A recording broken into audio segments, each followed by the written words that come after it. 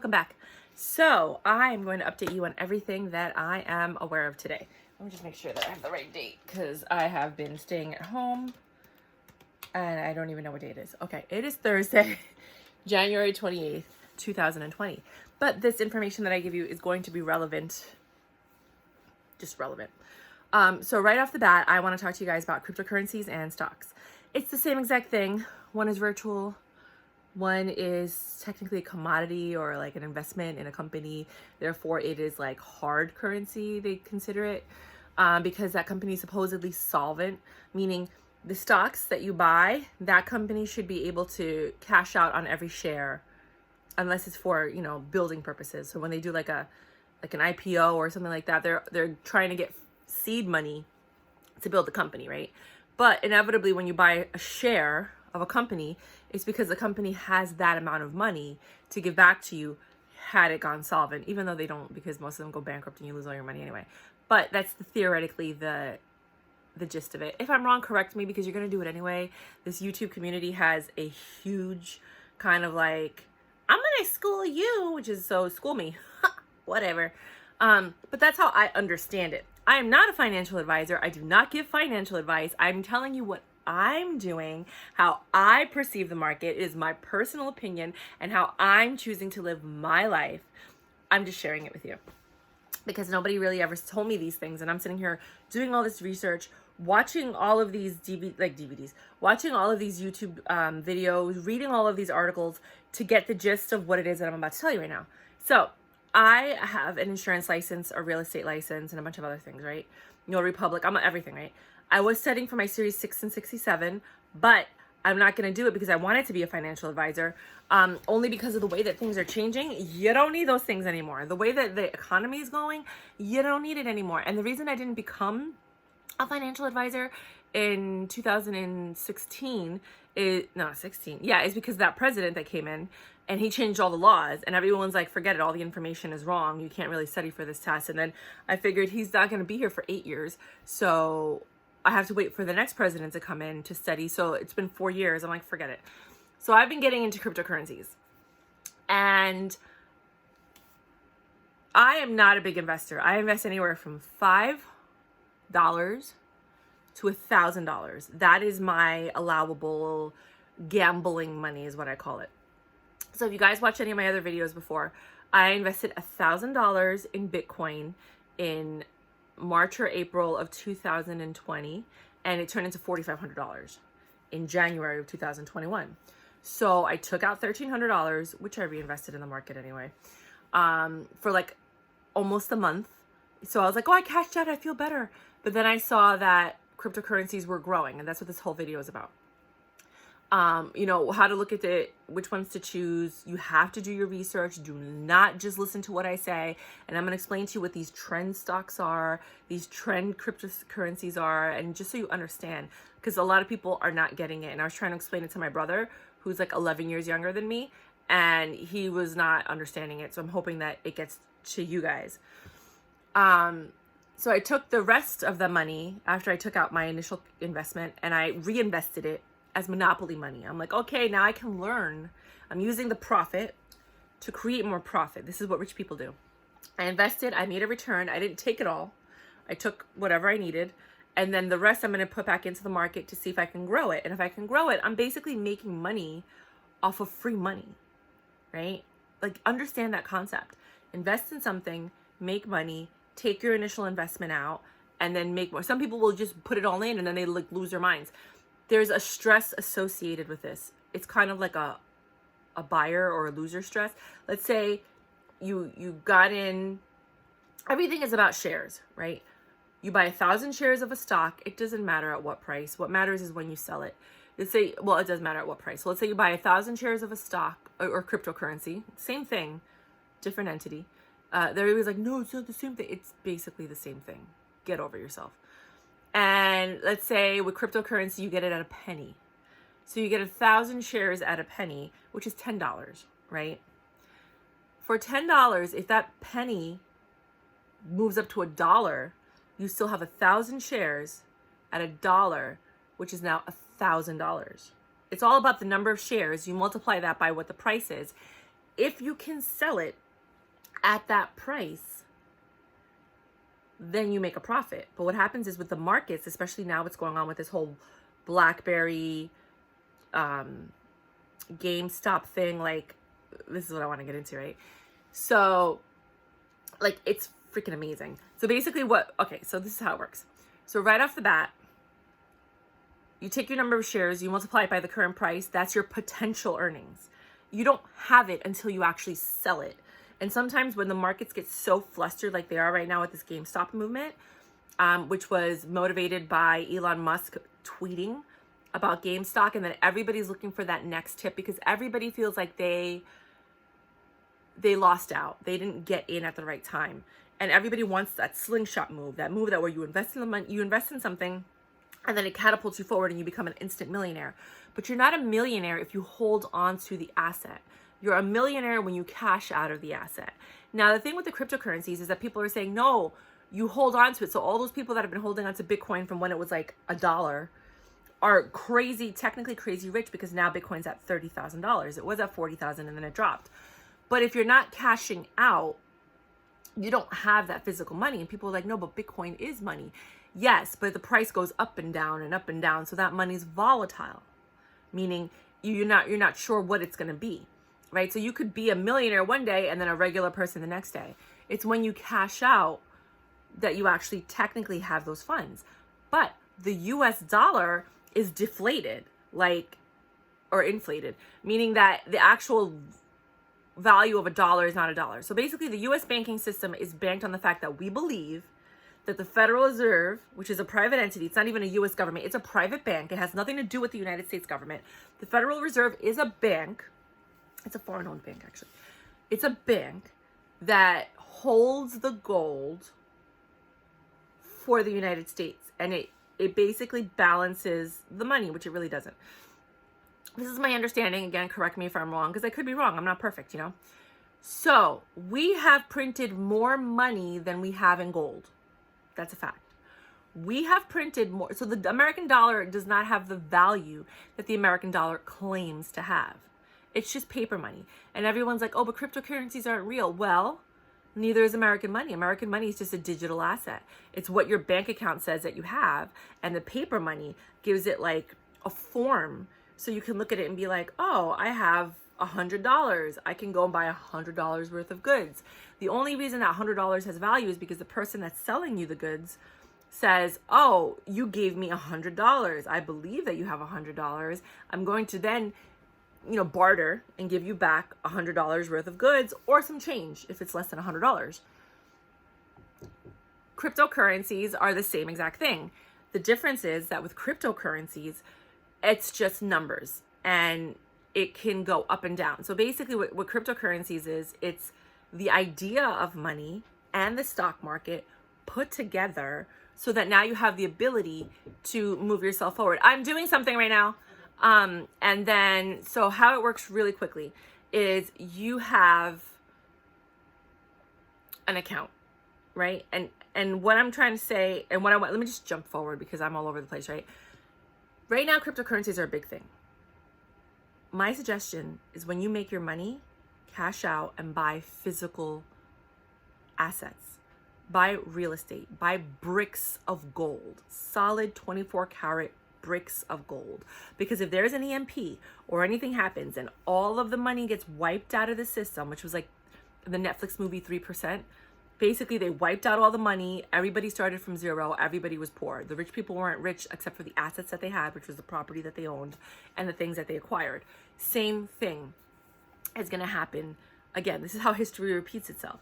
We get the technology, we fuck it up, and then all of a sudden we start back from zero, right? So what I suggest is when you make your money with your cryptocurrencies, you buy a ton of assets. Gold, silver, jewels, those have always been valuable no matter what. Buy real estate, a ton of real estate. Get the deed in paper. Put it somewhere safe, like a waterproof, fireproof safe. Because if anything happens, you want to be able to prove you own this land, right? So that's one thing. Another thing is you have this digital currency that fluctuates, right? So the people that got in Bitcoin early are chilling right now. They're like, you know, if they're smart, they pump and dump, meaning they dump, the stock goes up, it pumps, right? And then it drops again. It's inevitable. It's called pump, and then you drop it, you dump, you get your money back. When it drops, you buy more at a lower price after you've already cashed out on the high price. And now you're basically just playing off the profits. This is how people survive. This is how people make money. This is the stock market, and this is the digital currency game. But the difference is with the stock market, people of color, minorities that didn't have a lot of money, that didn't come from the same class, they couldn't even get in the game. Because in order to get in the game with certain funds and certain stocks, you had to have the money. So for example, if a stock was $10, there was a minimum. It was $10 a share, but you have to buy a minimum of 1,000 shares, so you need at least $10,000 to get in. You had to buy the whole thing. You couldn't get bits and pieces. With blockchain, which is what Bitcoin is formed on, they've been able to break things down into decimals and verify and calculate and blah, blah, blah. So now you can buy a portion of a share. That's what the exchanges Robinhood and Cash App do, right? So you can go on Cash App and Robinhood and you can buy a portion of the share. So like, let's say that the stock is $800, but you only have $100. You buy $100 worth of that $800 stock, and then it breaks down the stock into 8 decimals. That's this whole blockchain kind of like technology. And now you own a portion of it. And if you decide to sell your portion, that portion will grow proportionately to what the price is. So for example, if the stock goes up 4 times, or, you know, whatever it is, your portion will be multiplied by that 4 times, you know, or whatever the dollar is.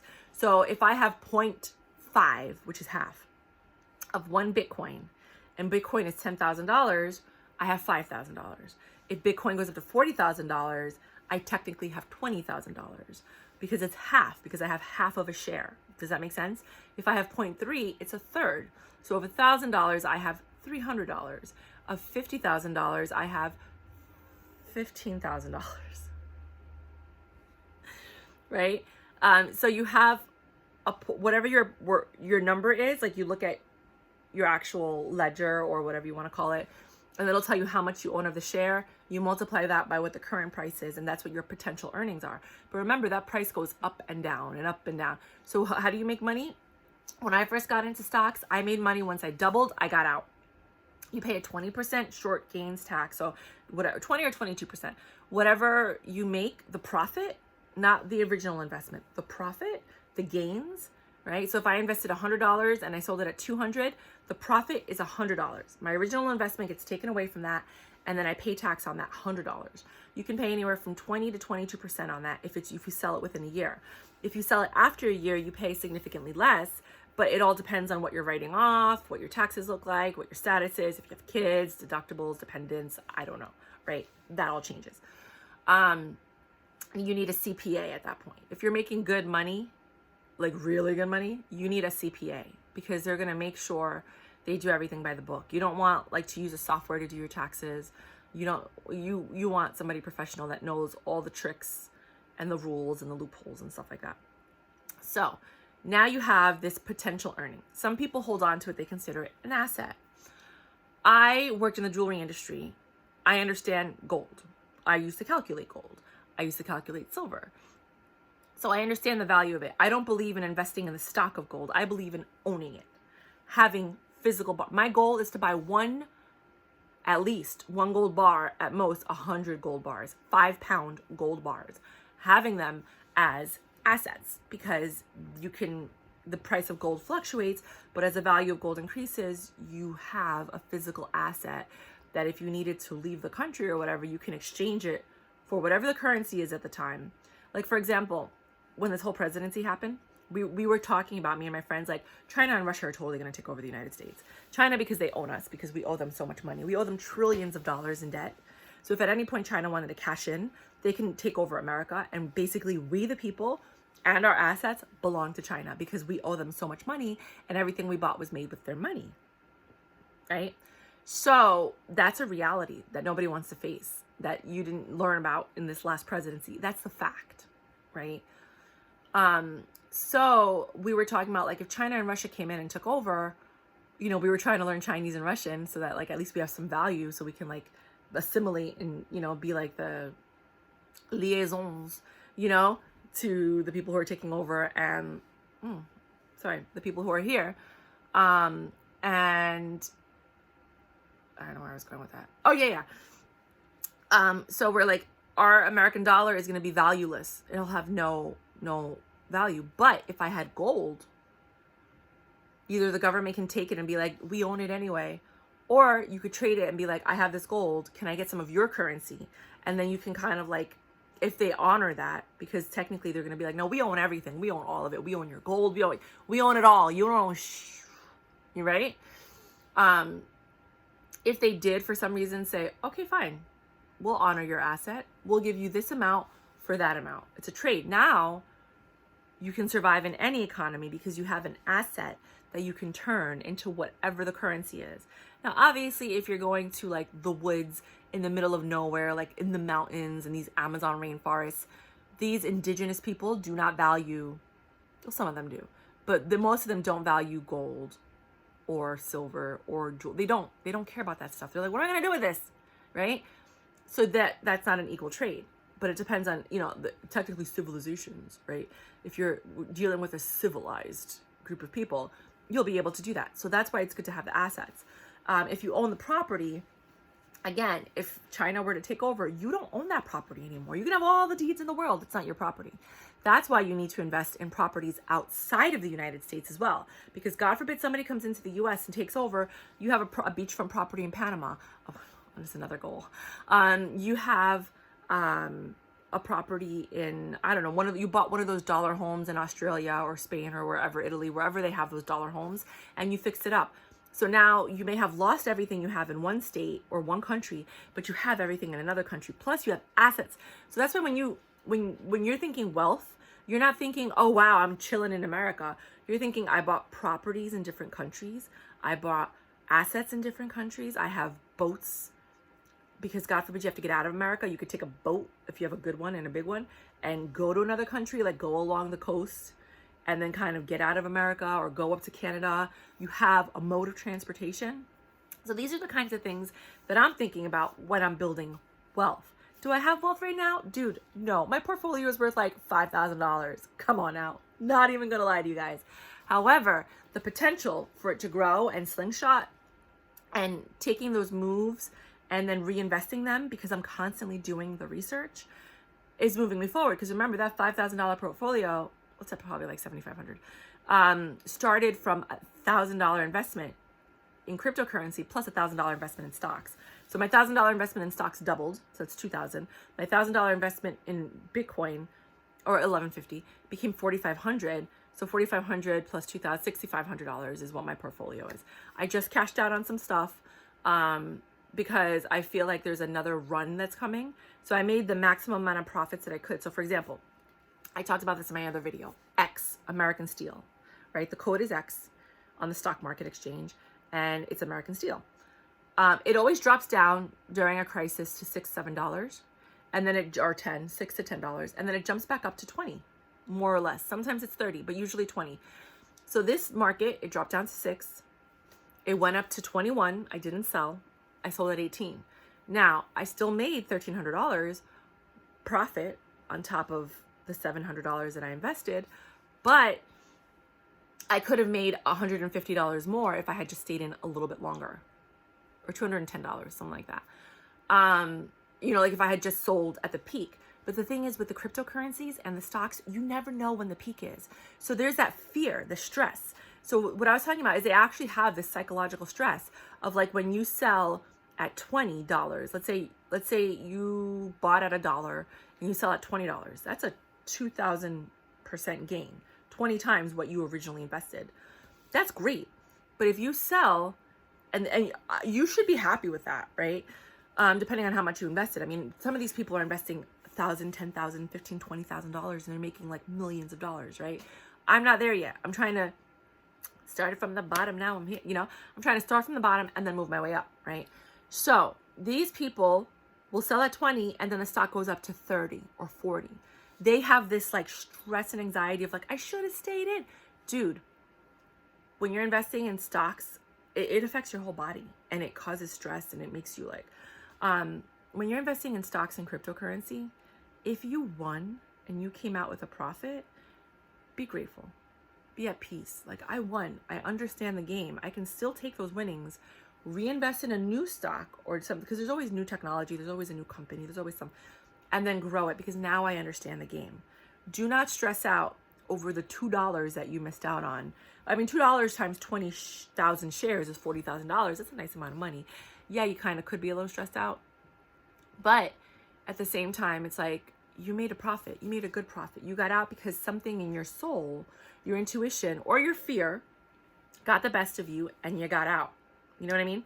So those are things that you need to consider. What is your exit plan? What is a number that you need to have in order to get out? Now, with this crypto, the Bitcoin, some people had a number, and I'm sure that Bitcoin went past that number. For a lot of them, but for some of them, they have a bigger number. Now Bitcoin dropped. Those people are not stressed out because they're like, no, I have faith. Bitcoin is going to go up to my number. And when Bitcoin comes up to my number, I'm cashing out. But then some people argue, why cash out if Bitcoin is the future? If Bitcoin is the future and the currency of the future, why would you ever cash out? Because money, the US dollar, is going to be irrelevant. What is the point of having it if it's not going to have any value? The value is going to be in the Bitcoin, in the value of it, because Bitcoin is honored by every single government in the world. They acknowledge Bitcoin for the most part, most of them. So you can cash out your Bitcoin anywhere in the world. But if there's an EMP and you have a hard wallet, or your software or their mainframe gets wiped out, all your money's gone too. So unless you have everything on a hard wallet and you keep that hard wallet technically in a Faraday bag where if there's an EMP, it protects it, technically, we don't know, then you can lose everything at any moment. If you lose your wallet or somebody steals it and you don't have the passwords, and like, you could lose all that money too. They say that there's billions of dollars in Bitcoin that are lost because people lost their wallets, they've lost the paper they wrote their information on, they can't remember their password. So that's the other downside of it. You know what I mean? Where with a bank, you show up, you give them your ID, you give them your birthday, your social security number, the card, and then they can access your funds. So banks used to use a program called Swift. Swift does all of the transactions in the world for the most part. Now, not anymore, now that everybody's kind of like jumping onto Ripple and all these other blockchains, because blockchains work faster, because there's computers verifying this information. With Swift, you had people who would verify the information. So let's say you sent a money transfer. It could take anywhere from 1 to 5 days to transfer, or a wire transfer, whatever it is. The bank is basically taking a risk because they're saying, hey, I'm going to honor this because I believe that the money's there. Our computers kind of show that it's there, but we still have to verify, because at any point, people could have taken money out of that account that then nullifies the actual amount that you can pull from. So like, let's say I have $1 million in a bank account and I send $1 million to Switzerland, but I take out $300,000 in the bank in cash. Now there's only $700,000 in that bank. The bank in Switzerland is expecting to get $1 million, right? If you took that money out, that money's not there. They have to verify that it's there, and then either the transaction goes through or it doesn't. They might honor a portion or they don't honor any. You know what I mean? So it has to be validated and verified. With blockchain, they've created a system where computers are on 24/7, and they're verifying the amounts to the 8th decimal of what is available, and then they convert it to whatever it is in the currency that you want to change it in. It's a fascinating thing. I'm not a nerd. I get it, but I don't want to really know how it works. But the thing that I think is, people who used to mine, they can hack anything, because they were miners. They were verifying the system. They were verifying the transactions. They saw the transactions. You're basically trusting these people that they're not going to screw you over, right? Because it's open source, but it's hackable. Everything's been hacked, right? So these people are going to be really good at hacking, right? So anyways, that's that. That's a quick tutorial on how Bitcoin works, how stocks work, what you should do when you're investing in these things. Do your due diligence. If somebody gives you a stock tip, the whole BlackBerry, Elon Musk craze, Dogecoin craze, right? So Elon Musk went on Twitter and decided to tweet about I might make another video for this, but if you saw this, that people should buy GameStop. GameStop was like at $2, and basically now it's at like $350 because of his tweet. Then he also tweeted about like BlackBerry, BlackBerry, Bed Bath & Beyond, and AMC, right? So they're saying that people are trying to revive these old stocks. Well, no. What happens is people buy, there's things that you could do. You could sell short, you could sell long. So basically what you're saying is if you believe a stock is going to keep dropping, you can actually put an order in and you can make profit on that loss. I don't understand any of this, but I know that you could do that. Now, if you do that, you have to have the cash available that if the price doesn't go down, you have to pay back the hedge fund entity, whatever, what you said you could. So let's say I don't understand this. So correct me if I'm wrong, because I'm not 100% understanding what this is. So let's say the stock is $100. Well, they don't usually do. Let's say the stock is $5 and you know it's going down, right? So you're predicting, okay, the stock is going to go, you don't have the money. It's called options or something like that.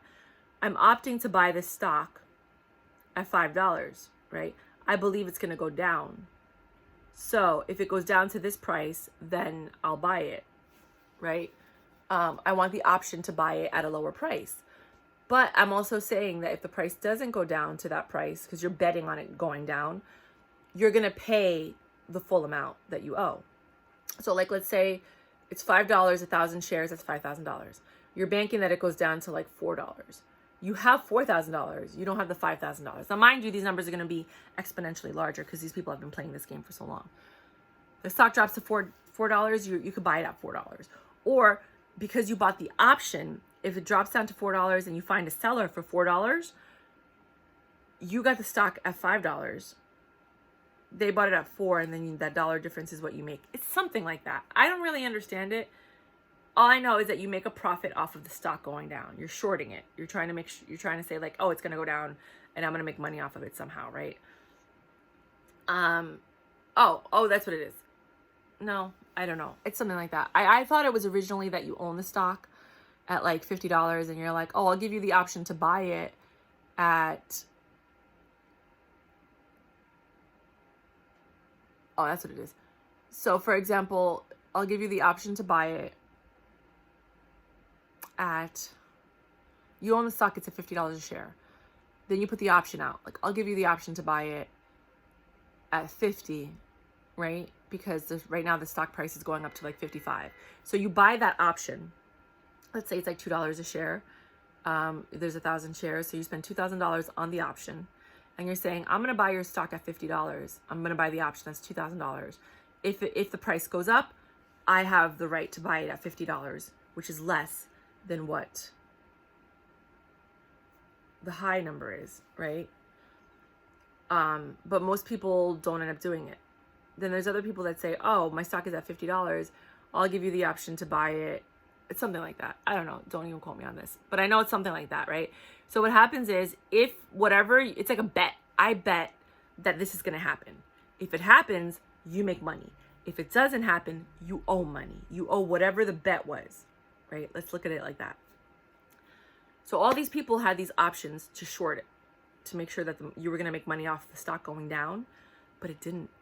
So I guess when Elon Musk and all these people, like, they know stocks, they were like, let's just stick it to them because we believe in cryptocurrency and we believe that cryptocurrency is the future. So let's show these people how flawed their system is and how flawed their loopholes are, that these people are making money off of not owning a stock. They're making money off the options. They're making money off, saying like, I'll pay you $2,000, blah, blah. I don't understand that. But basically off the bet. They're making money off the bet, but they're not making money off of owning any actual money that can back up that bet or owning any stock. They're just betting and hoping that like their poker face will come in, and the stocks will fluctuate and they'll make money off of it. So now they're being called. They're calling that stock. They're saying, the price went up.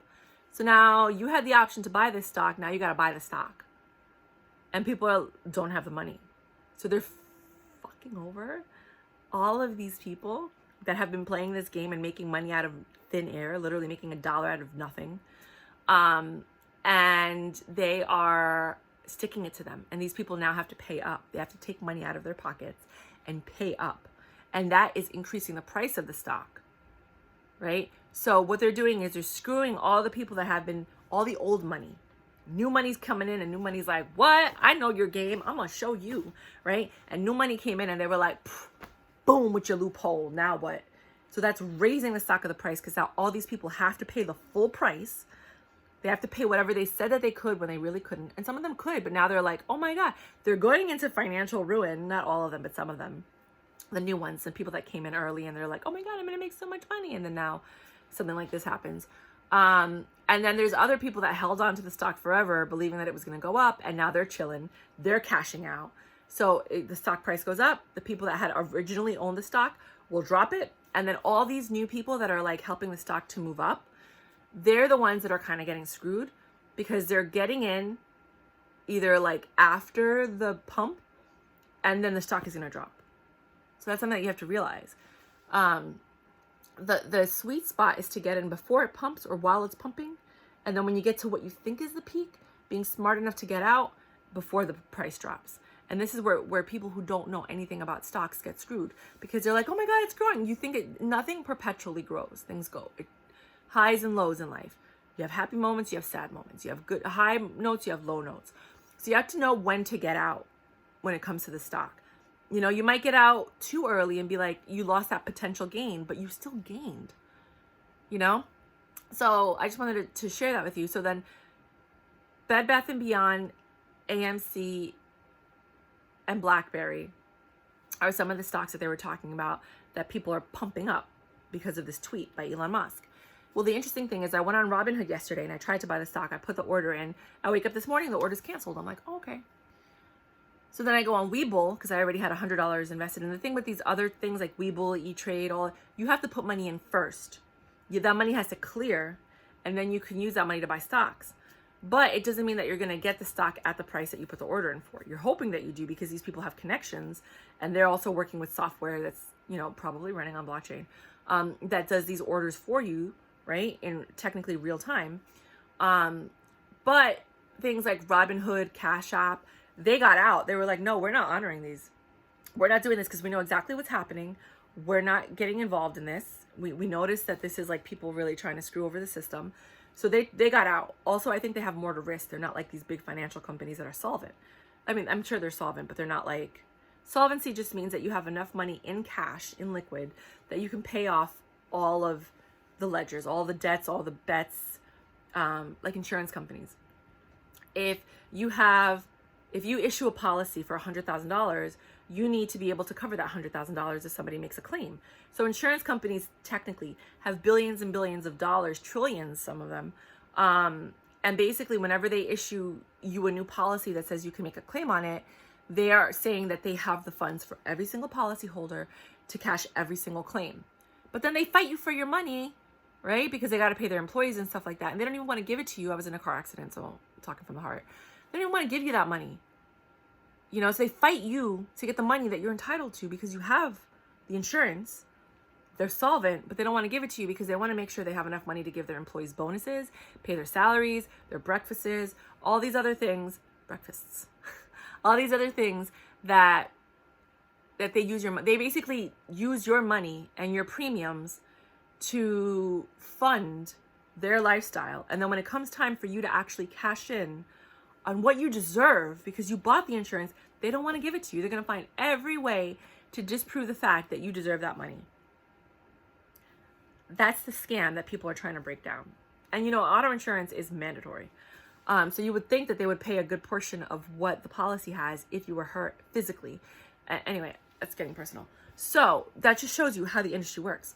So a lot of these trading companies technically are solvent, but a lot of them go bankrupt or they have Ponzi schemes or, you know what I mean? Like you've heard of these Ponzi schemes. If not, look it up. P-O-N-S-E-Y, I think it is scheme, S-C-H-E-M-E. And they basically lie to you and they give you fake books and fake numbers and they just take your money and spend it. And then at the end, when you come into cash out, there's no money there because they spent it. And the numbers that they gave you were lies, right? That's a whole nother subject.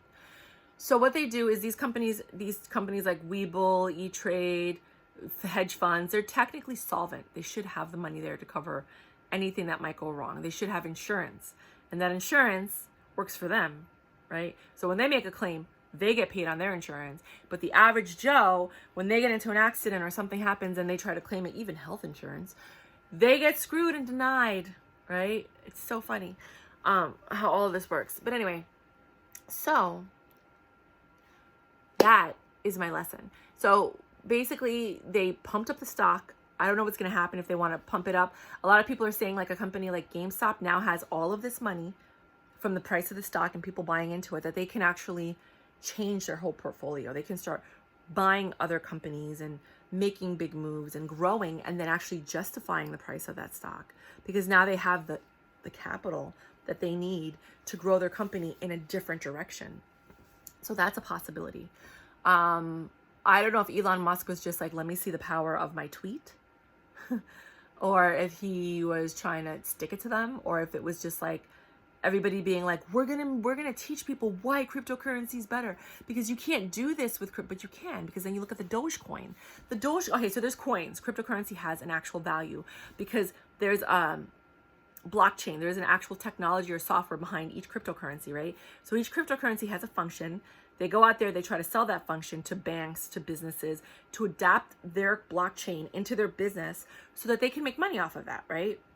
It's a real business that has value like a stock, technically. Dogecoin is not that. Dogecoin is just a name of a coin that has no value. It's not connected to any technology. It's just people being like, oh, Dogecoin, you heard of Dogecoin, you should get Dogecoin. It's herd mentality. It's a bunch of people just saying like, hey, you heard about this? Like basically like the GameStop thing, but everybody knows GameStop, so they have more faith in it and buying that stock because they know it's a physical entity. They've heard of it. They're okay with buying it. These are all really scams, to be honest with you. If you really want to look at it, it's all just faith and belief and where you're willing to invest the money, which was what you generated from your hard-earned work, your physical labor. You know, these people can do this and play with this money because a lot of the money they're making is off the profit, like what I was telling you before earlier. They made money. Now they're just playing with the money. They're just playing. You know, we can't afford to play because we work so hard for our money, so we hold on to it.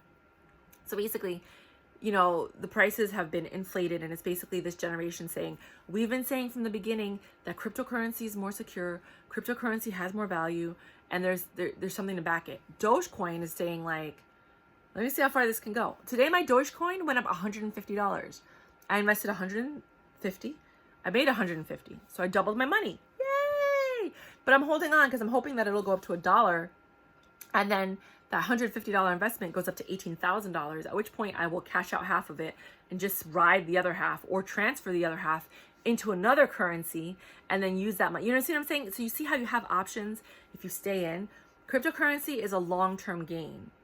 You're not going to get it. I mean, now with the bullish market and with President Biden putting all of these like Ripple executives in his cabinet and cryptocurrency executives in his cabinet, basically he's saying cryptocurrency is the future. I'm bringing these people in because I don't understand it, but they do.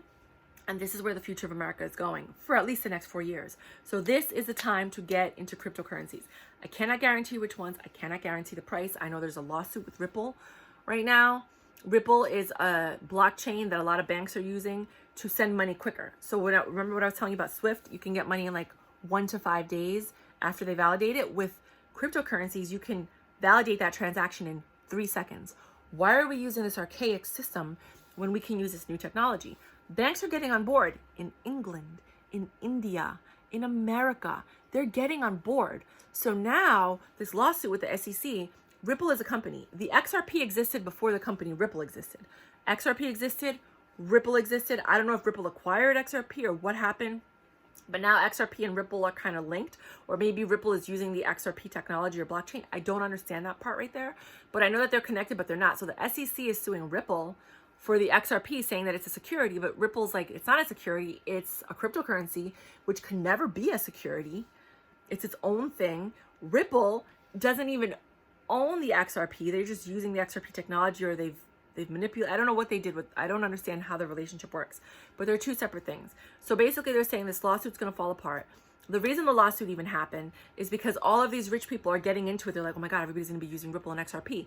So now that there's a lawsuit, you can't buy XRP in America, but you can buy it overseas. So you can go use my link below, get on KuCoin, buy as much Ripple as you need to at 25 cents right now, before it blows up, because once this lawsuit gets finalized, some people are saying that it's February 4th. Once this lawsuit gets finalized, the price of Ripple is going to skyrocket because every bank is going to be like, oh, it's okay to use. Awesome. And then the price is going to go up. So now is a time that you want to invest in Ripple or XRP. Don't invest your life savings. It's 25 cents a share. For $10, you're going to get 40 shares, right? Or maybe it's 30 cents. So you're going to get 30 shares, but invest $100, you're going to get 300 shares or 400 shares. You know what I mean? Do what you can, but don't go crazy. Because let's say Ripple does go up to like $10. Your 400 shares are now $4,000. That's a nice investment. In the back of your mind, you're going to be like, oh, I should have bought more. You're learning. Ripple is not the be all end all.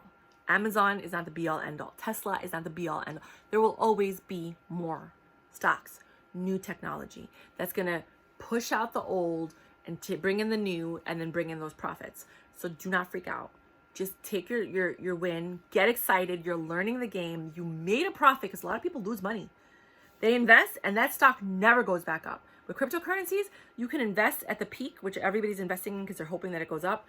It always usually goes up and then it goes down for a while that technology is getting like perfected, and then they start selling it and then the price goes up and then it goes down, and it's very volatile. But a lot of people lose a lot of money.